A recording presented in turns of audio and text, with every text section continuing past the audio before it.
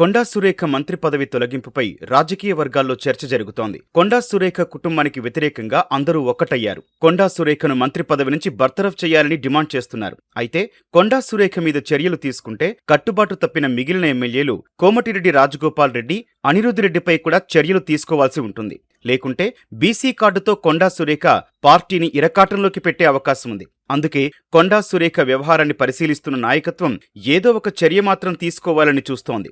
మంత్రి కొండా సురేఖ కుమార్తె కొండా సుస్మిత పరకాల సభలో సీఎం రేవంత్ రెడ్డిపై చేసిన విమర్శలు వివాదానికి దారితీశాయి. ఈ వ్యాఖ్యలపై స్పందించిన కాంగ్రెస్ పార్టీ క్రమశిక్షణా సంఘం సురేఖకు వివరణ కోరుతూ నోటీసులు జారీ చేసింది. కొండా సురేఖను మంత్రివర్గం నుండి బర్తరఫ్ చేయాలని కొంతమంది కాంగ్రెస్ ఎమ్మెల్యేలు, నాయకులు బహిరంగంగానే డిమాండ్ చేస్తున్నారు. కొండా సురేఖ కుటుంబ వ్యవహార శైలిపై పార్టీ హైకమాండ్ కూడా సీరియస్ గా ఉన్నట్లు తెలిసింది. ఆ వ్యాఖ్యలు తన కుమార్తె వ్యక్తిగతమని, తనకు వాటికి సంబంధం లేదని కొండా సురేఖ స్పష్టం చేస్తూ క్రమశిక్షణా సంఘానికి లేఖ రాశారు. మంత్రి పదవి నుంచి తొలగిస్తారా లేదా అనే అంశంపై పార్టీ హైకమాండ్ మరియు సీఎం రేవంత్ రెడ్డి తీసుకున్న నిర్ణయంపై స్పష్టత రావాల్సి ఉంది.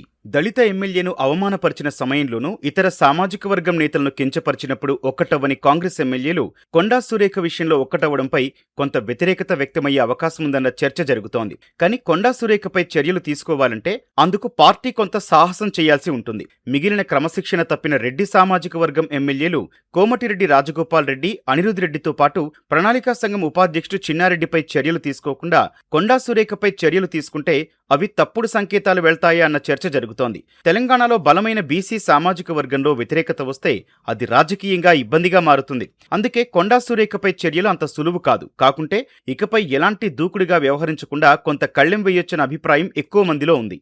కొండా సురేఖకు వ్యతిరేకంగా 16 మంది ఎమ్మెల్యేలు సీఎల్పీలో సమావేశమయ్యారు. కొందరు లోపాయికారిగా కొండా సురేఖకు మద్దతు తెలుపుతున్నట్లు తెలుస్తోంది. మరి కొండా వ్యవహారం ఏ మలుపు తిరుగుతుందన్నది వేచి చూడాలి.